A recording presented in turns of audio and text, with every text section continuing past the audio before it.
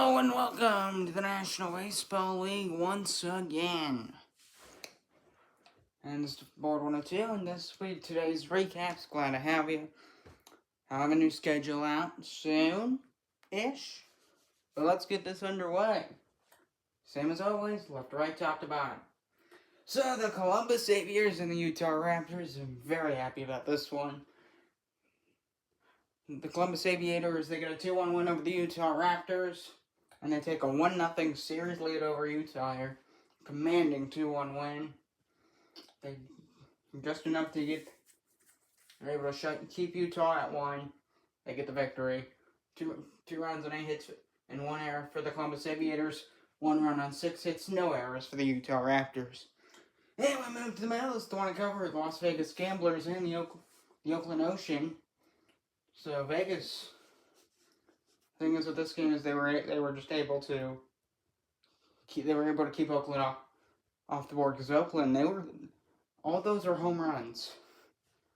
3 runs on 6 hits for the Oakland Ocean, 5 runs on 12 hits for the Gamblers. In Vegas, Oakland, they had a tough time ending innings. That was one of their problems. They couldn't get out of innings, and then just kept letting the offense just keep going. And it resulted in that 12 hits given up. The Gamblers score 5 runs, and they lead the series 1-0. Then we go to the battle of the defunct. The Montreal Expos and the Boston Whalers. So Boston, a really close game. This probably went to extra inning. Just look at it. It was really close. But the Whalers, they just jumped on. They just get a slight edge over the Expos, despite having less hits. They win the game 2-1. 2 runs on 6 hits for the Whalers, 1 run on 7 hits for Montreal. And the Whalers have a 1-0 series lead here. Then we move to the middle row. Sorry about that. Just clearing my throat. The Portland Anchors and the San Diego Seals. I'm thinking about covering this one game out of this series. I think that'd be a fun one to cover. So Portland, a lot of offense in this one. It doesn't necessarily translate to runs. I've covered a lot of games like this, where there's about at least 10 hits for one team, but neither team gets to 10, even 8 runs. So the Portland Anchors, they basically just hit their way. They get enough hits to have more runs than San Diego. That's basically this game. 6 runs and 11 hits for Portland. 6 runs and 11 hits for the Portland Anchors. The San Diego Seals, 4 runs on 9 hits. Portland, 1 error for San Diego. The Portland Anchors take a 1-0 series lead in that series. Then we move to the middle. San Francisco and Toronto. And yeah, there's another board after this. It's a 14-game day. So the San Francisco Firebirds, perfect. 12 runs and 12 hits. They do get committed error. The Toronto Huskies, the same exact amount of hits, but they only bring 5 home, and they lose the game by a 7-run deficit. The Firebirds lead the series 1-0. Tampa Bay and Houston to start off this series. Yeah. The second Texas team is going to be on the second board, so Houston, they had a tough night. They really did give up. I'm assuming the issue was here that they couldn't get out of innings, just because look at all those hits, and they couldn't make up for it. Their offense just non-existent. They do give up an error, so that never helps. And the Tampa Bay Titans, they were a hitting machine. An offensive machine at that. 10 hits, they score 8 runs, and they keep the Cosmos to just 3 hits, and they only give up 1 run. And they take a commanding 1-0 series lead there. Final row of this board, so the Detroit Motors and New Orleans Crusaders. Oh my, that's the Summer Ice Hockey League team I made. Let me try that again. The Detroit Motors and the New Orleans Gators. They're the Gators, not the They have similar sounding names, say Crusaders. The Gators, like alligators. Now they're going to call Atlanta's team the Alligators, but then I can't. I want a team in New Orleans, and this was the name that I wanted. So I had to come up with something else for Atlanta, which first it was the Arrowheads, and then it just became the Arrows. So the Gators here. They do give up a lot of hits. That is one thing with this game. 14 hits in this game, but they keep the runners on base. They only give up 2 runs in total to Detroit, and then New Orleans, they're connecting. My guess is this is probably home runs. It's very well won in this game. They take a 1-0 series lead over the Motors. Then to the New York Sailors and the St. Louis Stars. Sailors with a shutout game. 4 runs on 9 hits for the Sailors. They don't give up anything against the St. Louis Stars. The Stars do commit 2 errors. And the Sailors take a 1-0 series lead, and they'll play today. Both New York teams will play today. Same stadium, different times.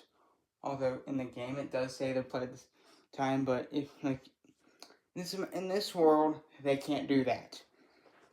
So start time would be like 4 o'clock for one. I guess the Knights, and then the Sailors would play later. That's my guess is that's what I think it should say up there, but it doesn't. So the Sailors take 1-0 series lead, and we move to the final game of this board. The Cincinnati Stingers. So it's an Ohio team, and I do like this score. Not as big of a Cincinnati guy as the Columbus guy. I'm real happy about that one. The Stingers, they absolutely blow the Monuments out of the water. 8-0, shut them out. They only give up 4 hits. They bring up 8 of 9 of their hits. Even by committing an error, they still get the shutout. Great way to start this series. They lead at 1-0. So that's it for this board. See you in a moment. And I'll have board number 2 ready. And here's board number 2. So Chicago and Orlando. We'll start here. Right to left, left to right, top to bottom. So the Chicago Railers. Yeah, I forgot their names somehow. And the Orlando Sunrise, really close game. Both teams with 6 hits. So they, at least as far as this game goes, they played pretty much evenly.